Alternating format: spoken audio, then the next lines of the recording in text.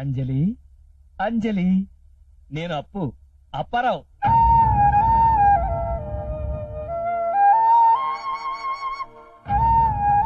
ఏంటి చచ్చినాడు వీడెలా బతికొచ్చాడని చూస్తున్నావా? చచ్చింది నేను కాదు అంజలి, పార్కులో నన్ను చెత్త కొట్టిందే ఆవిడ గారి మొగుడు. అయినా నిన్నొదిలిపెట్టి నేనెక్కడికి వెళ్తాను అంజలి? మన ఇద్దరం కలిసి ఉండగా ఎముడొచ్చినా సరే నో గెట్ అవుట్, తర్వాత రా అని చెప్తాను.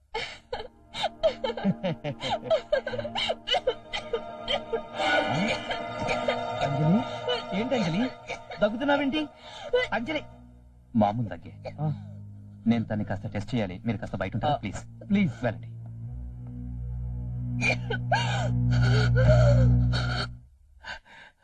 ఏమో బి మేనేజ్ చేసినావా? మా ఆవిడ దగ్గర మీ అమ్మాయి దగ్గర నేను బతికి వాళ్ళని బతికించేసరికి నాకు చచ్చే చావు.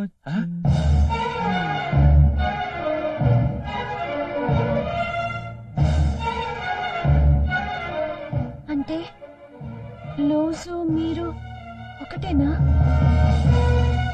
నేను చెప్తానమ్మా, మా అమ్మకి క్యాన్సర్ అని చెప్పినారు డాక్టర్లు.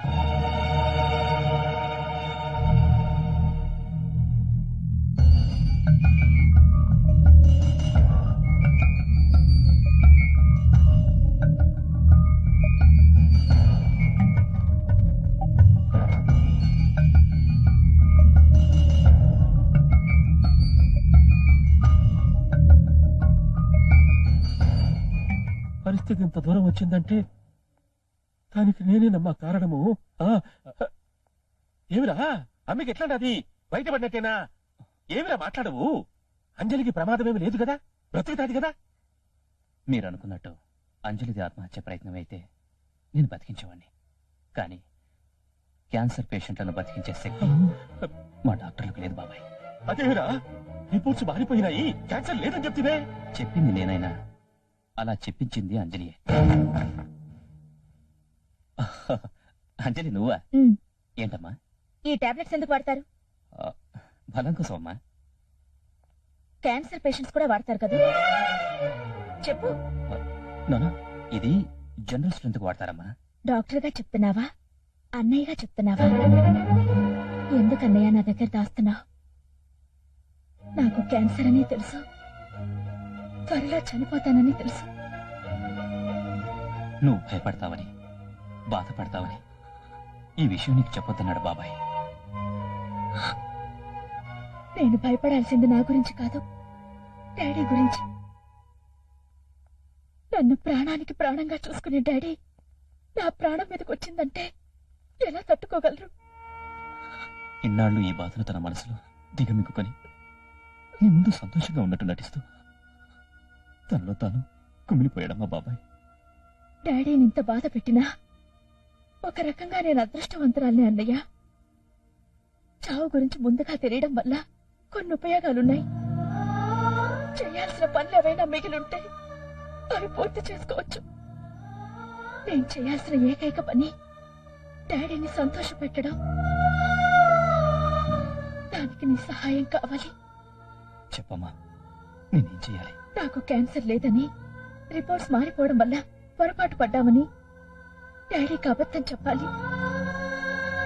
నాకు క్యాన్సర్ లేదని తెలిస్తే కనీసం నేనున్నంత కాలమైనా ఆయన సంతోషంగా ఉంటారు. ప్లీజ్ అన్నయ్య. తండ్రి మీద కూతురికి, కూతురు మీద తండ్రికి ఇంత ప్రేమున్న తండ్రి కూతుళ్ళని దూరం చేస్తూ ఆ దేవుడు చాలా తప్పు చేస్తున్నాడమ్మా. ఎట్టి పరిస్థితుల్లోనే ఈ విషయం డాడీకి చెప్పకూడదు. చెప్తే నేను చచ్చినంత అంజలికిచ్చిన మాట కోసం ఇంతకాలం ఈ నిజం మీ దగ్గర దాచిపెట్టాను. కానీ ఇప్పుడు అంజలి ఆయుష్ రోజుల నుంచి గంటలకు వచ్చేసింది. అందుకే ఆ నిజం ఇప్పుడు మీకు చెప్పక తప్పలేదు. డాడీ. అంజలి. ఏంటి డాడీ ఇప్పుడు ఏమైందని? ఇంకో 2 గంటల్లో డిశ్చార్జ్ అయిపోతున్నానుగా. డిశ్చార్జా? ఊరుకోండి డాడీ, ఊరుకోండి. అన్నయ్య, నువ్వైనా డాడీకి ధైర్యం చెప్పు. ధైర్యం చెప్పలేక నిజం చెప్పేశానమ్మా. దేవుడు నాకింత అన్యాయం చేస్తాడనుకోలేదమ్మా. ఊరుకోండి డాడీ, ఊరుకోండి. చావు అనేది అందరినీ బాధ పెడుతుంది. నాకు బాధతో పాటు సంతోషంగా కూడా ఉంది. పుట్టుక నన్ను మమ్మీ దగ్గర నుంచి డాడీ దగ్గరికి తీసుకొస్తే చావు డాడీ దగ్గర నుంచి మమ్మీ దగ్గరికి తీసుకెళ్తోంది. అంటే చావు పుట్టుకలు నాకు అమ్మా నాన్నలయ్యాయి. అమ్మా నీకేమీ కాదమ్మా. అమ్మా వాడి నుంచి పెద్ద పెద్ద డాక్టర్లను పిలిపిస్తా, మంచి మందులు తెప్పిస్తా. ఎంత ఖర్చు అయినా నిన్ను బ్రతికించుకుంటానమ్మా. ఖర్చు పెట్టడానికి నీ దగ్గర డబ్బున్నా బతకడానికి నాకు ఆయుష్ లేదు డాడీ. అమ్మా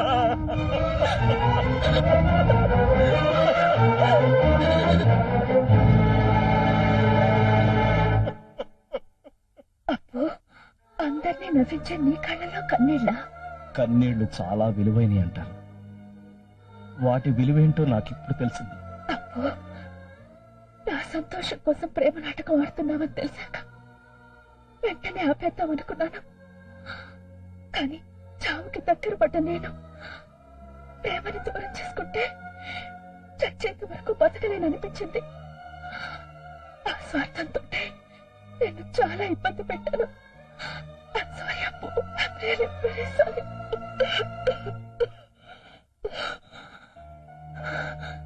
నేను భర్తని ప్రేమించి నీకు ద్రోహం చేశాను. నన్ను క్షమించండి.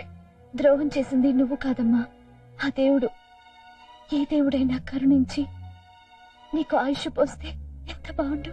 వద్దండి, అలా జరిగితే నీ పసుపు కుంకుమలకి తోటే వస్తానేమోనని ఆ దేవుడు ఇలా చేశాడు. నీ ఆయుష్ ఖరీదు నా పసుపు కుంకుమలైతే అవి ఆనందంగా నీతో పంచుకుంటాను.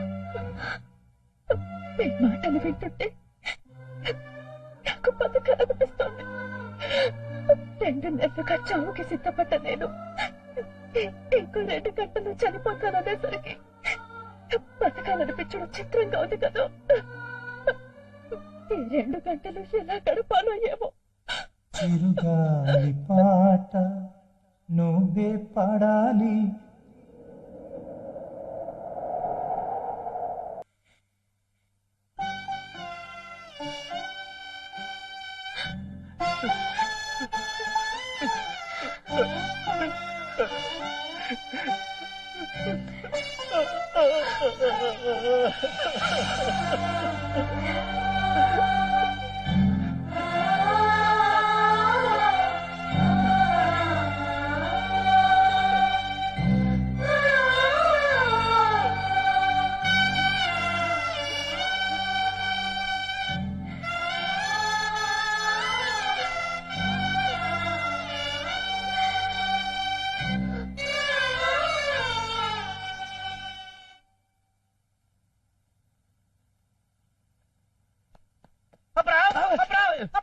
ఏంటయ్యా, ఏమైంది? మనం కేసు గెలిచేసాం.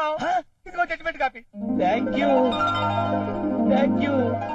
థ్యాంక్ యూ చెప్పవలసింది మీది లాయర్కి కాదు, మాది లాయర్కి. ఎందుకు అంటే ఆమె చాలా బాగా చండాలంగా వాదించారు కాబట్టి మీరు గెలిచారు. ప్రతి పురుషుడు వెనక ఒక స్త్రీ ఉంటుందంటారు కదా, నా వెనక మా ఆవిడ. నువ్వు చావకు. ఈవిడ మీ ఆవిడ? మీ ఇద్దరు కేసులు వాదించి మీరిచ్చిన డబ్బులతో జూబ్లీ హిల్స్ లో ఓ పెద్దలు కట్టుకున్నాం. తప్పకుండా మీ ఇద్దరు గృహప్రవేశానికి ఒక మంచి గిఫ్ట్తో రావాలి. అందులో సగం డబ్బు నాది. నాకు ఇన్విటేషన్ ఇవ్వరా? మీ ఇన్విటేషన్ మీ స్కూల్లో ఇస్తాం, పదండి. అచ్చి బాత్. అరే మన లాయర్ ఏం షాక్ ఇచ్చింది. ఆ షాక్ ఏం సార్, ఈ షాక్ చూడ్రి.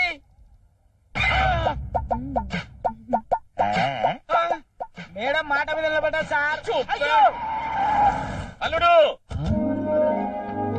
మావయ్య గారు, ఏంటిది? నీకోసమే మొత్తం వెజ్జి కార్ తీసుకొచ్చిన. మరీ స్పీడ్ దొక్కాకు, డ్రైవింగ్ జాగ్రత్త. ఏం వాడి దిగుతాడావు?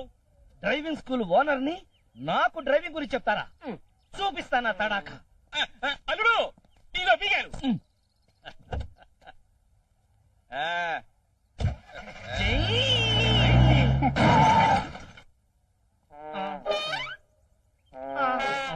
ఎవడప్ప వీడు?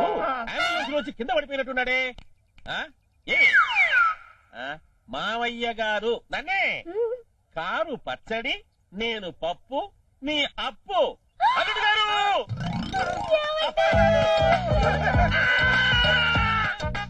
ఏమండోయ్ నా గొడవలో పడి మీ లైసెన్స్ సంగతి మర్చిపోయాను. రేపు తప్పకుండా ఇదే థియేటర్ కి రండి, మీ లైసెన్స్ రెడీగా ఉంటుంది. మీ అప్పు అప్పారావు.